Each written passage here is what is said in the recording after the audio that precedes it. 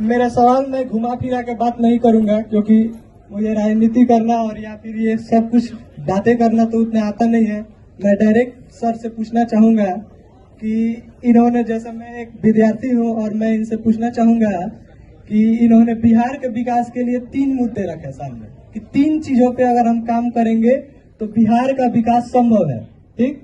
जिसमें से शिक्षा को इन्होंने एक पक्ष बताया, इसके अलावा 2 पक्षों पे बात की गई। पहला पक्ष था यहाँ पे जमीन के बारे में, खेती को लेके, ठीक। तो खेती तो एक प्राकृतिक संसाधन है जिसके ऊपर हम जमीन को तो बढ़ा नहीं सकते हैं, क्षेत्रफल बढ़ाना हमारे हाथों में तो है नहीं।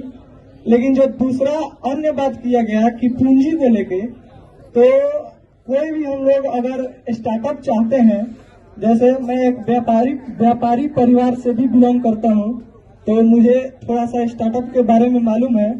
तो जैसे गुजरात की बात की इन्होंने कि 26 MP वाला गुजरात स्टार्टअप में इतना आगे है और 40 MP वाला हमारा बिहार स्टार्टअप में इतना पिछड़ा हुआ है।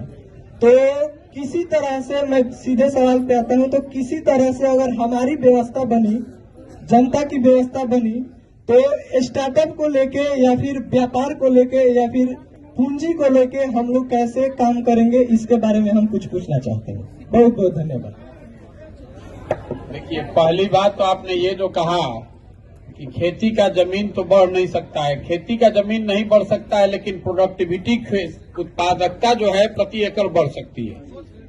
अमेरिका में 1901 में 56% लोग खेती करते थे, आज वहां सिर्फ 2% लोग खेती करते हैं और प्रोडक्शन बढ़ गया 1600%, क्योंकि वहां पर बेहतर बीज आ गया, बेहतर खाद आ गया, बेहतर चीज की लोग खेती कर रहे हैं। आपने कहा पूंजी कैसे उपलब्ध कराया जाएगा, बिल्कुल ठीक बात है। पूंजी समाज में आता कहां से है? पूंजी आता है आप जो कमाकर बचत करते हैं और उस बचत के पैसे को बैंक में रखते हैं, उसको कहते हैं ग्रॉस कैपिटल फॉर्मेशन। मतलब जो पैसा आपने बचाया कमाने के बाद, उसी से पूंजी बनती है। आप बैंक में पैसा रखते हैं और बैंक वाले पैसे को वापस समाज में ऋण के तौर पर देते हैं, चाहे स्टार्टअप के लिए दें, खेती के लिए दें, घर बनाने के लिए दें, गाड़ी खरीदने के लिए दें। इसको मापने के लिए देश में एक पैमाना है जिसको कहते हैं क्रेडिट डिपॉजिट रेशियो।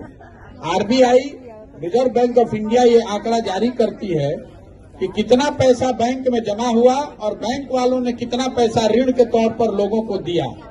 तो भारत भर में CD ratio, credit deposit ratio है 70%। मतलब अगर 100 रुपया आपने बचाकर बैंक में रखा पूरे भारत के लोगों ने, तो 70 रुपया बैंक ने वापस ऋण के तौर पर, पूंजी के तौर पर समाज को उपलब्ध कराया।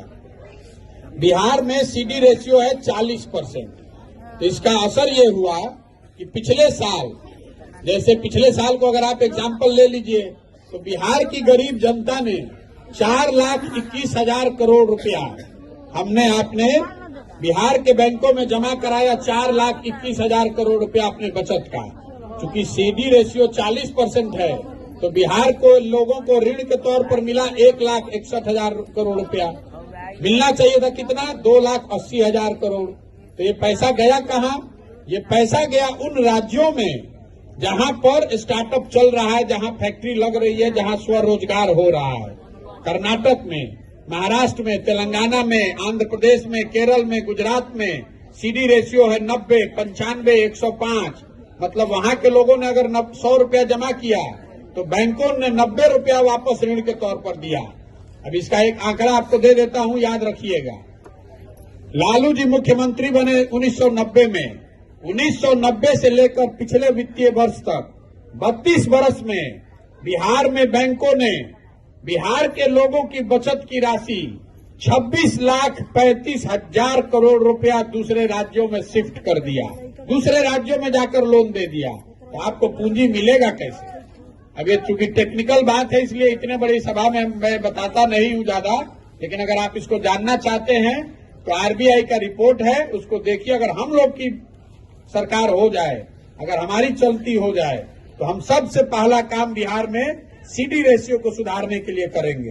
क्योंकि ये बैंकों की अपनी मनमानी नहीं है कि जितना मन होगा पैसा लीजिए और ऋण दीजिए। ये बैंकों पर कानूनन उन पर ये जिम्मेवारी है कि आपको 70% पैसा यहाँ ऋण के तौर पर देना है। लेकिन जैसे यहाँ टीचर और अधिकारी मुख्यमंत्री का बात नहीं सुन रहा है, वैसे बैंक वाला भी बात नहीं सुन रहा है।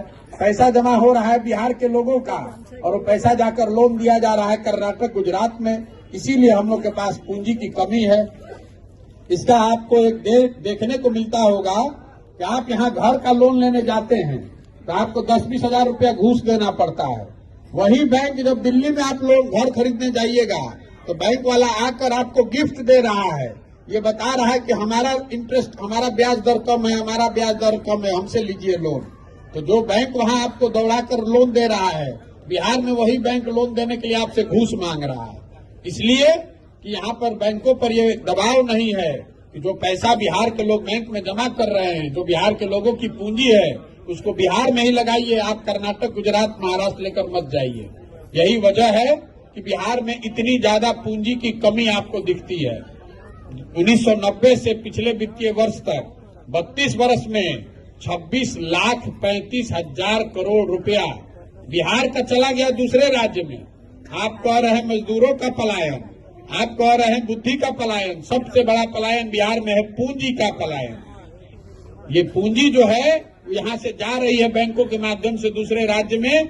यही वजह है कि यहाँ पर लोगों को स्वरोजगार के लिए, उद्योग धंधे के लिए, घर बनाने के लिए, गाड़ी खरीदने के लिए बैंकों से आसानी से ऋण नहीं मिल रहा। चलिए 90% जनता चल गई। जिया हो बिहार के लाला, हाय जिया तू 1000 साल।